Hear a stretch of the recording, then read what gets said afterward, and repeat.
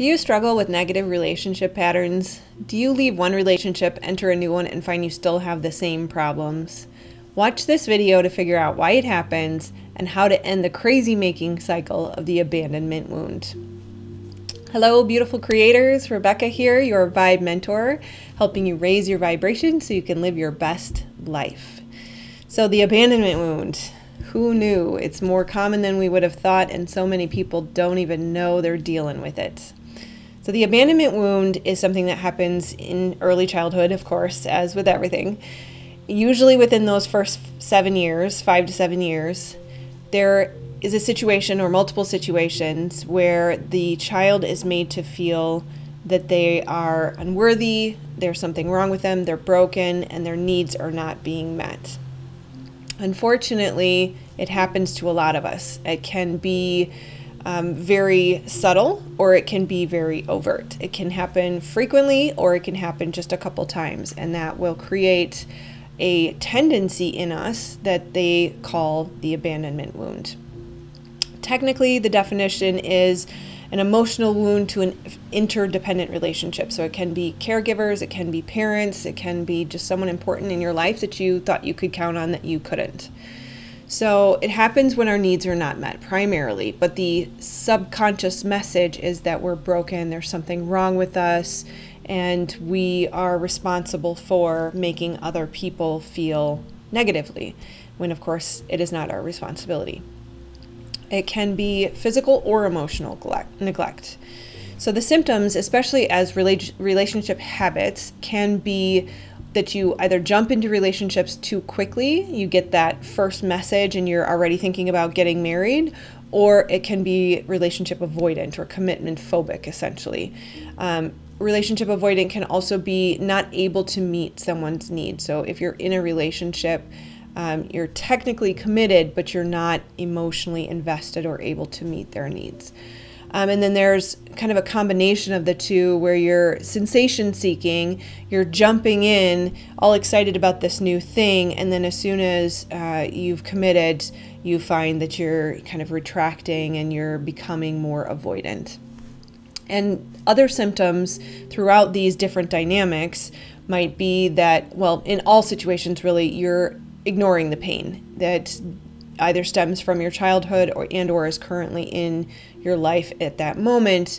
We're ignoring the pain, we're trying to stuff it down, and we're pretending it doesn't exist. We're wearing a mask out in society, trying to project this persona that is not from an authentic place because we're piling up all of this stuff inside of us that's not being dealt with. And that will make you feel crazy. That will create a chaotic environment. So these emotions, they're kind of like beings or people inside of you. They're parts of you asking for your attention. And if you've stuffed down years and years, 10, 20, 30, 40, 50 years worth of emotions that have not been dealt with, you've got like a multitude of voices inside of you screaming at you for your attention. So it's no wonder you're going to feel a chaotic environment. So behind that mask, what we're really dealing with is the emotions that were created from those situations in our childhood. We might feel shame, unworthiness, sensitivity to criticism, jealousy, self-doubt, insecurity. We may be people-pleasing. Likely we are people-pleasing because it stems from that feeling of they're not meeting my need, there must be something wrong with me. They're either not paying attention to me, or they're angry with me, or they're criticizing me, and so there must be something wrong with me. It must be my responsibility to make them feel better. And so then we start trying to people please because we feel responsible for our caregivers when that was not the appropriate situation, that no one is responsible for other people's emotions. We're all responsible for our own responses and our own emotions. We change ourselves to try to gain approval and validation. We want to feel valid. We want to feel worthy. And so if I am always around this person and they're always upset and they're never giving me what I need, there must be something wrong with me. So I must need to change me. And then that causes a split at the core level because there isn't anything wrong with you. You do deserve to have your needs met. And so your soul knows that, your inner being knows that, but now you've told yourself this inaccurate message, and so there's a split, and you're not able to reconcile because the outer world is not responding to you the way it should be. You may feel longing for relationship, there's a loneliness, right? You're longing for approval, love, affection, admiration, acceptance. Again, that external validation. We feel broken because we don't get that. We feel unlovable and unworthy, unacceptable, sad, afraid. The world doesn't feel like a safe place. And then, of course, what's the response to that? Self-sabotage, right? We've got to make ourselves feel better somehow. And so maybe we overeat. We eat too much sugar. We compulsively shop. We self-medicate. We have too much wine. We turn to alcohol or drugs. We turn to negative relationships or negative bonding situations. That's how kids end up in gangs, because they're looking for that belonging and that validation. And if they can't get it from their parents or their teachers, they're going to turn to the next best thing. And unfortunately, that's usually groups of friends who are also dealing with the same thing. And it's so sad how societally this is such a systemic issue that's perpetuated, because we're all dealing with so much pain. And partially, some of it comes from a lack of boundaries. We are, as children, not empowered to stand up for ourselves. We're not aware of what we truly believe, and so we're not able to formulate boundaries. Our parents likely didn't have boundaries. They didn't know, and their parents didn't know, and their parents' parents, and it's ancestral, right? So it just keeps perpetuating itself and getting handed down. Because we don't understand boundaries, we're not taught to have them. They weren't modeled for us. We don't understand that boundaries are self-love. Self-love is not all bubble baths and massages. Self-love is doing the laundry. Self-love is going to your job so that you can feed your family. Self-love is, it's funny, I would use that example. Self-love is quitting your job that's really bad for you and following your life passion.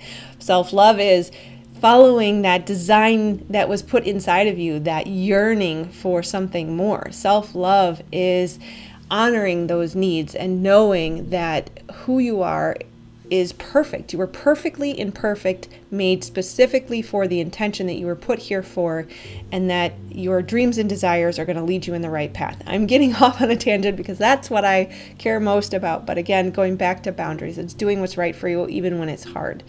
Sometimes paying the bills on time.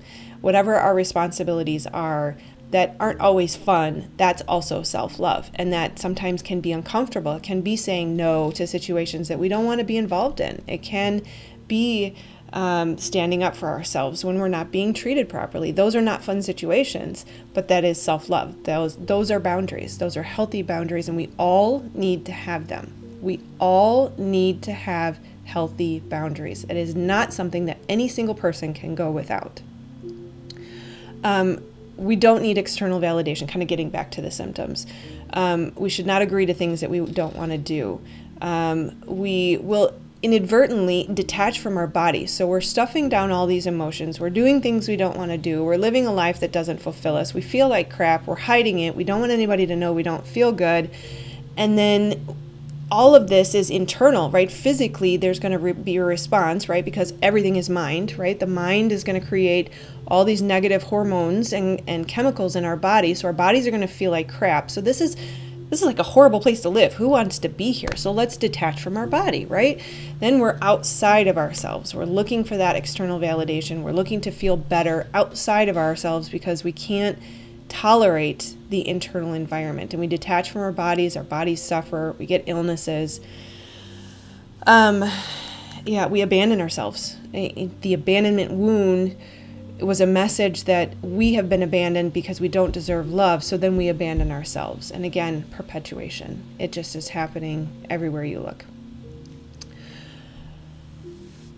So we perpetuate our own rejection by continuing to devalue, judge, and deny who we are and what we need.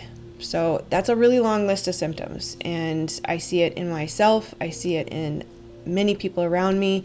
As a parent, I want to be aware of it in my kids and make sure that their needs are met. And so this is something we all need to be aware of, whether or not you're dealing with an abandonment wound or someone who has an abandonment abandonment, I can't even say it now, abandonment wound.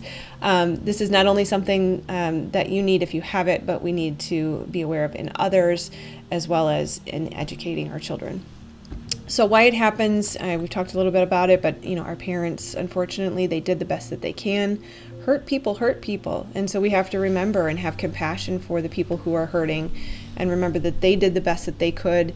And at a core biological level, every ounce of their being loves you, whether or not they know how to show you that. And we have to remember that, and we have to forgive, and we have to let go. And like I said in a video a couple of days ago, we cannot exist in this victim triangle anymore. We can't continue to say that, poor me, I have no responsibility in this. We are responsible for how we feel today, because now we are adults. But we do have to forgive, and we have to let go. So they did the best that they could, and it's most important that it's not your fault. It had nothing to do with you. It wasn't about you. Unfortunately, it should have been, but it wasn't. And so just remember, it's not your fault. Forgive them. Let's choose to move on. We cannot stay in that place. And let's start to recreate from this place. So it's not a life sentence. We've talked about neuroplasticity. We can change our minds. This is very, very similar. We can change our relationship patterns. This is not a horrible thing. You're not a bad person. There was brokenness, but you are not permanently broken. You are capable of fixing this. And so now we need to just understand, what does a good future look like? What do healthy relationships look like? This is just a playing field, right? We're playing a game, and we're on the playing field, and we need to know where our boundaries are, where the goal is, and what the rules of the game are. And so that's all this is. We're figuring out the rules of the game. So now we're going to set a goal. We're going to figure out what healthy relationships look like. And we already talked about what we're dealing with. So those are kind of the rules of the game, right? We need to understand those triggers and be conscious of them, work with them, get ahead of them, and prevent them when we can. So what do healthy relationships look like? We're looking for healthy, secure attachment. Attachment is good. That's what we desire, but we need to do it in a healthy way. We did not attach healthily to our parents because they weren't there for us. They sent this message that it wasn't safe, that our needs were not going to be met. So we learned to detach and not attach securely. So we need healthy, secure attachment. It starts, number one, by identifying your thoughts. I'm going to say this repetitively throughout all of my videos, because everything is mind. We are creators. We create with our minds. Our thoughts create things. So all we need to do is recognize our thoughts. If we're worried or we're feeling anxious, we're not getting a text message, all we need to do is stop in that moment and notice, that's what I'm feeling. Let's figure this out. Let's have a dialogue with that emotion. Let's talk to it. It has a job. It's there for a reason. It's serving us. Everything in life happens for us. And so we need to ask it, anxiety, what are you trying to tell me? What do we need? And we need to have a rational conversation with it, and not just jump to, you're making me feel anxious, therefore you need to make me feel secure, because again, our responsibility is ourselves. Their responsibility is themselves. We need to sweep in front of our own door. So have a conversation with that feeling and understand it, but also rationalize with it and say, okay, they didn't text probably because, they're at work or they're grocery shopping or they're taking a nap, and you're okay. And they will text you as long as you don't freak out and do all the wrong things because you're not able to work with this emotion. So have a dialogue with it. Don't create a worse situation from a negative place. If you're feeling negative, don't act. Stop and be with it. Sit in it, talk to it, understand it, rationalize with it, partner with it, be friends with it. And then remember, it's not about you. Don't take it personally. It's not about you. They're likely just taking care of themselves. And then learn to express how you're feeling, and do it before you get frustrated. Do it before there's buildup. Do it before you feel angry. Don't approach with aggression. Approach with understanding and compassion and an expectance that they're not out to hurt you or harm you, that we need to assume the best in others. You have to express it. There's no way around it. It will build up. Every person in every relationship, no matter what, regardless, is responsible for expressing how they're feeling and asking for what they need. That is your responsibility. If you don't, they're going to feel it. And they're going to say, are you okay? And you're going to be like, no, I'm fine. I'm fine. There's nothing wrong. And you're going to say, but and even if you don't say it, you're gonna feel, I feel something's up. So what's going on? And that's going to create a sense of mistrust between you and them, but also you and yourself, to say, am I misreading them? What's wrong with me? Why am I not reading them correctly? And no matter what, there's a negative exchange of energy there, and it's not going to go well. So there's no way to avoid expressing how you feel or asking for what you need. It will create confusion and problems for both you and them if you don't. So, and then thirdly, you have to honor your needs. You have to understand that your needs are valid. Everybody has a right to have their needs met. We have to understand that their needs are valid and they have a right to have their needs met. We have to know that you are whole and complete simply because you're alive, you are deserving. And if someone is denying you your needs, then that's not a healthy relationship. If they don't care about how you feel and they are not willing to work with you to find a mutually agreeable solution. And that's critical there, because it's not all about you and it's not all about them. There has to be that meeting of the minds, the coming together to find a mutually agreeable solution.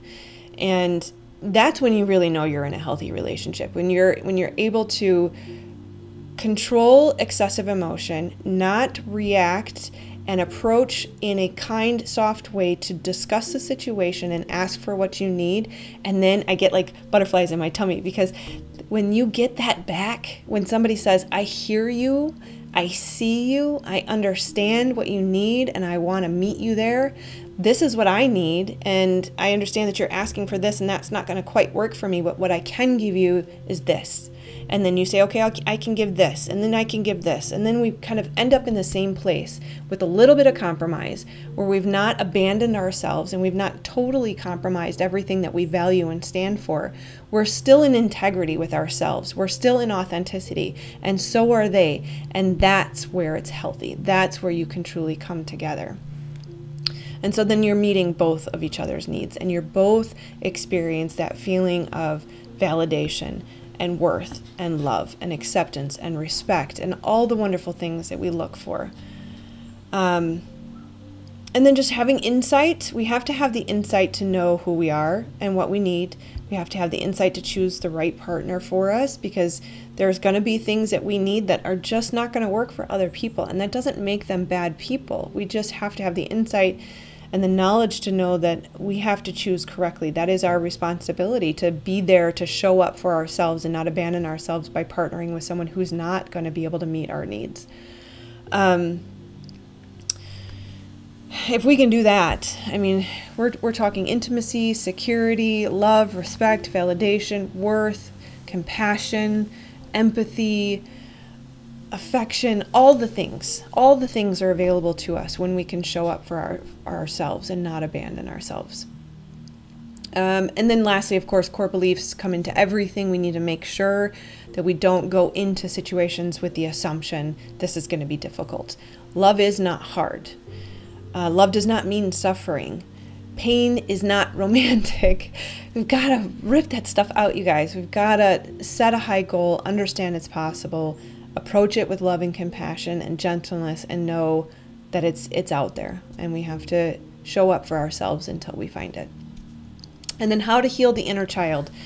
So the abandonment wound is healed by healing the inner child. We need to show up for ourselves today, but we also need to remind that piece of us that we do deserve all those things that we were missing. I saw a cartoon the other day. It was kind of cool, watching with the kids, and I couldn't understand it at first. It was like a young adult, a teenager, a middle schooler, and a baby all walking around together, and they were like attached, and they would all respond in different ways to one stimuli or one situation.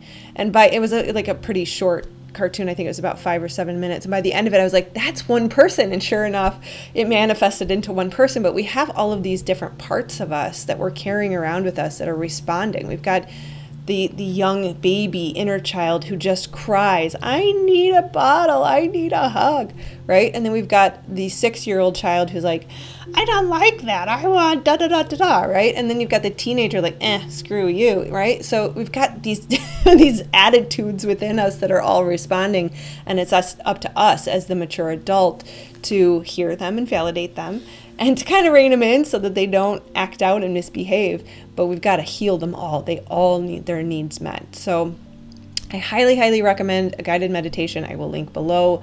It's absolutely beautiful. I cried. It was amazing. And this is something that we all need to do regularly, because our inner child is going to grow and adapt and evolve just like we are. They're never going away. They're always part of us, and they're going to have new needs all the time. And so we need to constantly be checking in with all those different parts of us. So we need to reparent our inner child. We need to be the parent that our parents couldn't be.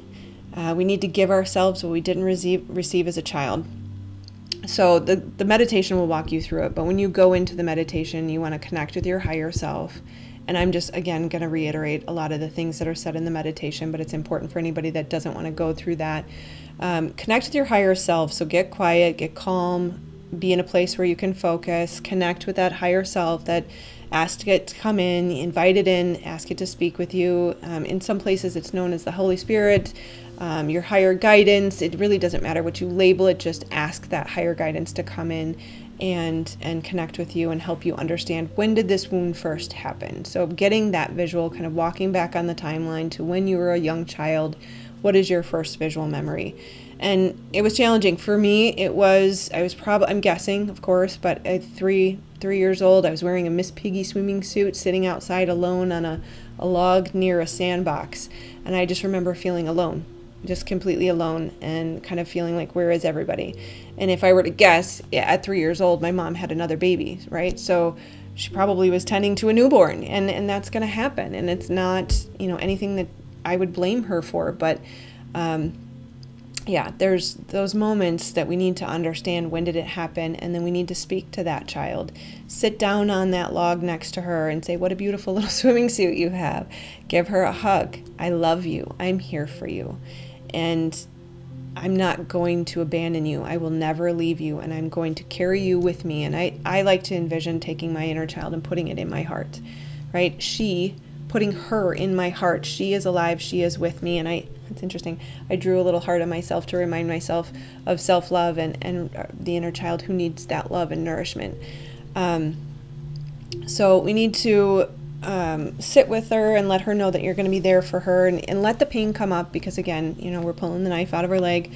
Let her know that you're going to be there for her from now on. There's no more abandonment. I'm not going to settle for a relationship that doesn't serve you. I'm not going to settle for a job that isn't good for you. I'm not going to do any of these things. I'm not going to self-sabotage anymore. I'm not going to neglect you anymore.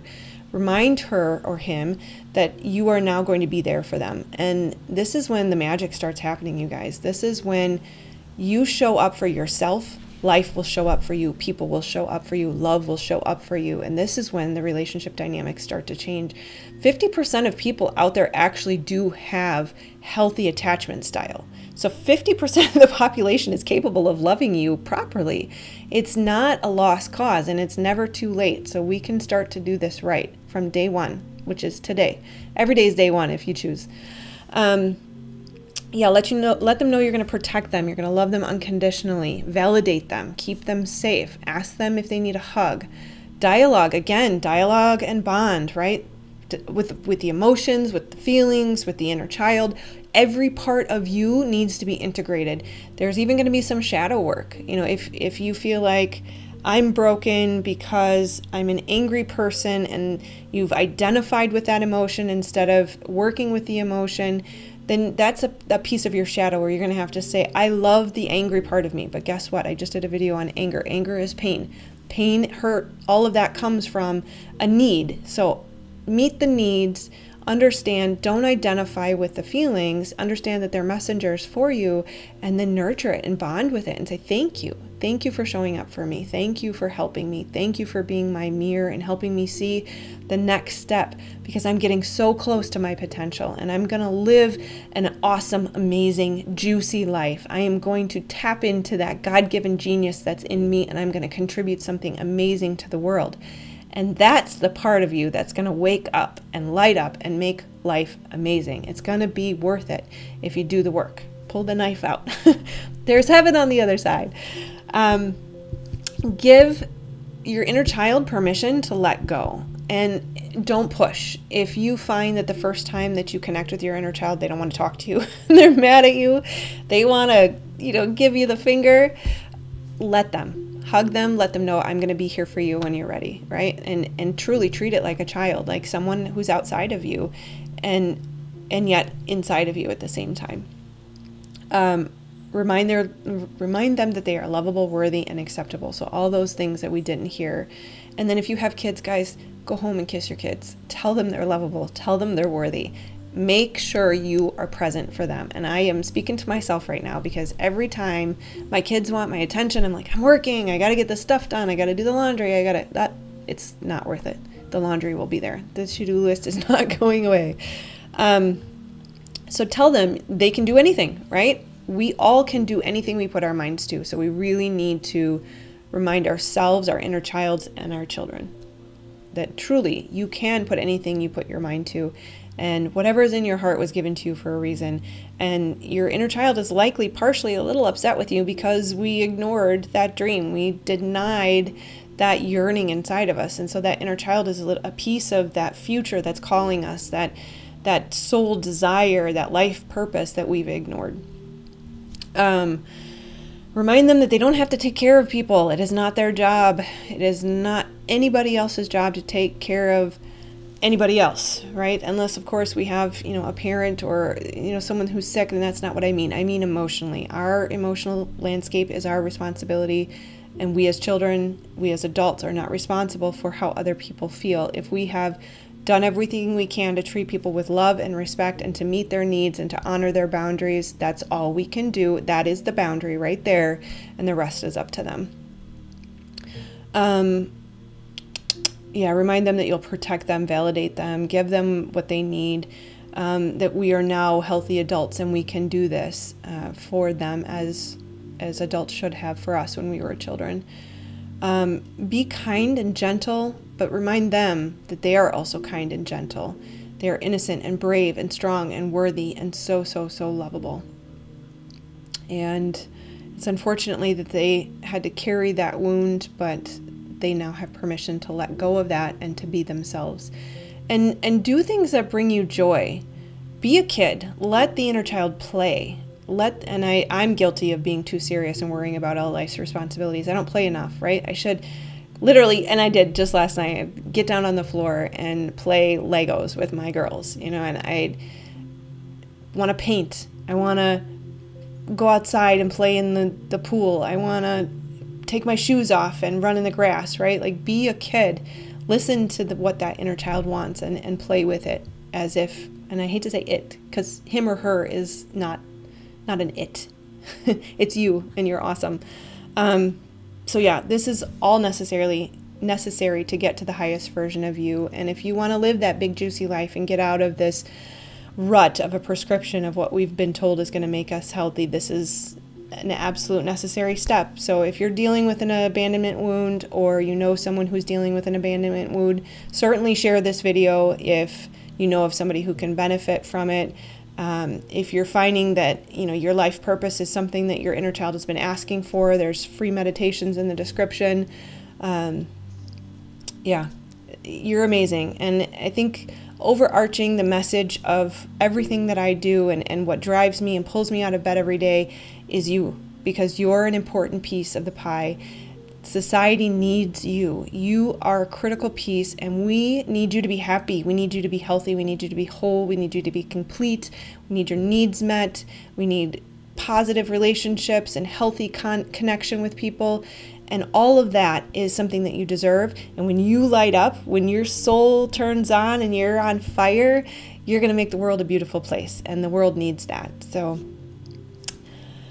yeah, be in your body. Love your inner child. This is not a death sentence. It's just another piece of awareness that we need to wake up to. So I love you guys so, so much. Like, share, subscribe, do all the good stuff, and send me some love too. So love you guys. Namaste.